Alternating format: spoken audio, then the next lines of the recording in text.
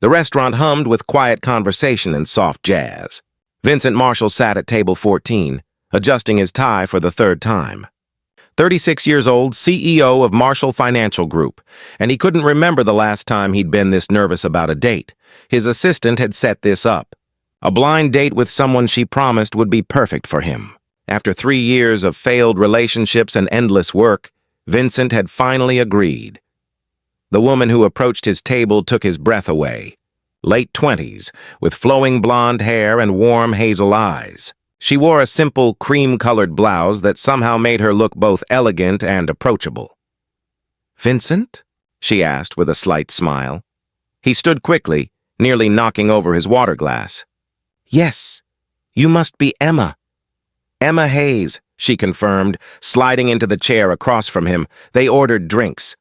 Made small talk about the weather, the restaurant, the usual first-date pleasantries. But Vincent noticed something odd. Emma kept looking at him with an expression he couldn't quite read. Not attraction, exactly, though he hoped that was there too.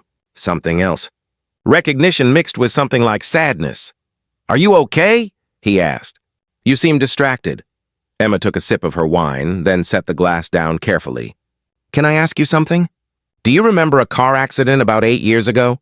November rainy night on Highway 42? Vincent's hand froze halfway to his drink. The memory hit him like a physical blow. The rain, the headlights, the sound of metal crushing metal. The screaming, "I was there," he said quietly. "I caused it. I was texting while driving. Ran a red light. Hit another car." His voice dropped to barely a whisper. "A woman died. The driver. I went to prison for 2 years for vehicular manslaughter." Emma's eyes filled with tears. "That woman was my mother." The world stopped. Vincent couldn't breathe, couldn't think. Of all the restaurants and all the cities, his assistant had set him up with the daughter of the woman he'd killed. "I should go," he said, standing abruptly. "I'm so sorry. I don't know what to say. Sit down," Emma said firmly. Not angry, but not gentle either. "Please, I need to tell you something." Vincent sat, his hands shaking. "You don't remember me, do you?" Emma asked. "I remember the trial. Your family. Your victim impact statement." "But I don't—" "The hospital," Emma interrupted. "After the accident, I was in the car with my mother. I was 20 years old, home from college for Thanksgiving. The crash broke my leg, fractured 3 ribs, gave me a concussion." Vincent's face went pale. "There was a passenger. They told me she survived, but I never knew who—" "You came to the hospital," Emma continued. 3 days after the accident. You were out on bail waiting for trial. You had a black eye from the airbag, your arm in a sling. You stood in my doorway for 10 minutes before you could speak." The memory came flooding back. The sterile hospital smell. The girl in the bed, battered and bruised. The words he'd forced himself to say. "I told you I was sorry," Vincent whispered. "I told you I'd ruined your life and I'd spend the rest of mine trying to make up for it." "And I told you I hated you," Emma said, her voice breaking. "I screamed at you to leave. Said I hoped you rotted in prison. Said you were a monster." Vincent nodded, the memory as sharp as broken glass. "You had every right to say those things." "All of them were true." "No," Emma said. "They weren't. That's what I've spent 8 years learning." She pulled a worn envelope from her purse. "You wrote me letters." "From prison. 1 every month for 2 years. 24 letters telling me about the grief counseling you were doing. The victim advocacy programs you were helping with. The ways you were trying to become someone worthy of the second chance you didn't deserve." "You never responded," Vincent said. "I didn't expect you to. I just needed you to know that I understood what I'd taken from you, that I was trying to change." "I burned the first 6 letters without reading them," Emma admitted. "But my therapist convinced me to read the 7th. And then I read them all, every single one." She opened the envelope and pulled out a stack of carefully preserved letters, their edges worn from repeated handling. "These letters saved my life," Emma said quietly. "I was drowning in anger and grief, planning to drop out of college, pushing away everyone who loved me. But reading about your journey, your genuine remorse, your determination to change, it helped me understand something important." "What?" Vincent asked, his vision blurring with tears. "That forgiveness isn't about saying what you did was okay. It's about choosing not to let one terrible moment define the rest of both our lives. Vincent couldn't speak. After you got out of prison, I followed your career, Emma continued. I saw that you started a foundation for victims of distracted driving, that you speak at high schools about the dangers of texting while driving, that you've dedicated your life to preventing what happened to my mother from happening to anyone else. She reached across the table and took his hand. Vincent flinched, certain he didn't deserve her touch. I asked your assistant to set up this date, Emma said. I've been working as a victim advocate for 3 years. I counsel families going through what I went through. Your foundation funds the center where I work. I've been watching you, Vincent. Watching you try to make amends. Why? Vincent managed. Why would you want to see me? Because 8 years ago, a terrible thing happened. And we both have a choice. We can let it destroy us, or we can let it transform us. Emma's voice was steady now, certain. You've spent 8 years trying to earn redemption. I've spent 8 years learning that healing doesn't mean forgetting. It means choosing to move forward. I killed your mother, Vincent said, the words like acid in his throat. How can you even look at me? Because you're not the same person who made that mistake, Emma said. The Vincent Marshall who was texting while driving, who was careless with other people's lives, that person died in that crash too. The man sitting across from me has spent every day since then trying to save lives instead of destroying them. She squeezed his hand gently. My mother believed in second chances.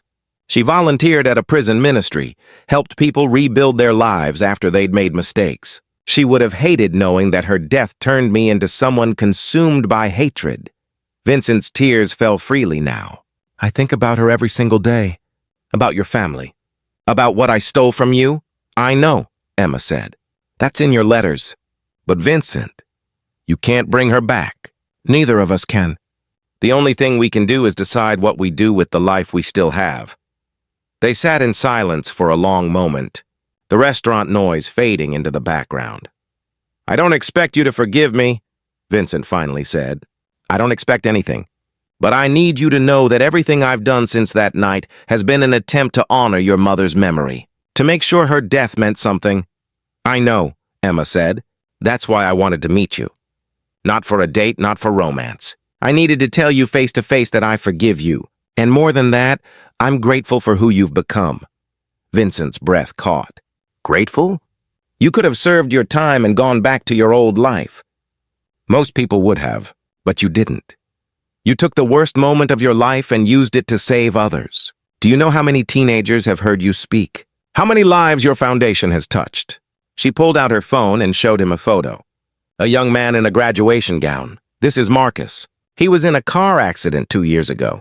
Texting driver, just like what happened to us. He lost his best friend. Your foundation paired him with a counselor, paid for his therapy, helped him through the grief. He just graduated college. He's going to medical school to become a trauma surgeon. Emma scrolled through more photos. This is Jennifer. She lost her daughter. Your foundation helped her start a school program teaching about distracted driving. This is David. He was the texting driver. He came to one of your talks and it changed his life. He now volunteers with your organization. Vincent stared at the faces, overwhelmed. You can't bring my mother back, Emma said. But you've honored her memory by saving others. By making sure her death wasn't meaningless. That's more than most people would do. It will never be enough, Vincent whispered. No, Emma agreed. It won't, but it's something. And it's real, and it matters. She stood, and Vincent thought she was leaving. Instead, she walked around the table and hugged him. Just for a moment, but it was enough. Thank you, she whispered, for trying, for changing, for showing me that people can be more than their worst moment. When she pulled away, both their faces were wet with tears. I should go, Emma said. This isn't a date. This was something I needed to do, something you needed to hear. Wait, Vincent said. Can I ask what you do now? Besides the victim advocacy? Emma smiled, a real smile this time. I'm finishing my master's in social work. I want to help people who've experienced trauma find ways to heal. My mother would have loved that. She would have been proud of you, Vincent said. I think she would have been proud of you too, Emma replied. Eventually, She left, and Vincent sat alone at the table, staring at the empty chair across from him. The weight he'd carried for 8 years hadn't disappeared. It never would. But it felt different somehow. Lighter, maybe, or at least shared. A week later, Emma called him. "I've been thinking," she said. "Would you speak at our center? To families who are struggling with forgiveness? To show them that healing is possible on both sides?" "You want me to speak?" Vincent asked, surprised. "I want them to hear your story, to understand that the people who hurt us are human too. That transformation is real. That forgiveness doesn't mean forgetting. It means choosing to stop letting pain control us." Vincent agreed. Over the following months, they worked together. Not as friends exactly, but as partners in helping others navigate the impossible journey from tragedy to healing. One evening, after Vincent finished speaking at the center, Emma approached him. "You remember that blind date?" she asked. "Every second of it," Vincent replied. "What if we tried again? A real date this time, not about the past. Just two people who understand pain and healing." Seeing if there's something more, Vincent looked at her. This woman who had every reason to hate him but had chosen grace instead. "I don't deserve," he began. "Nobody deserves anything," Emma interrupted. "We just choose what we do with what we're given. I'm choosing to see if something beautiful can grow from something broken." They didn't fall in love immediately. Trust built slowly, carefully, like reconstructing something shattered. But over time, they discovered that shared trauma, when transformed by forgiveness and purpose, could become shared strength. A year later, they stood together at a memorial garden Vincent's foundation had created in Emma's mother's name. Families who'd lost loved ones to distracted driving came there to remember and heal.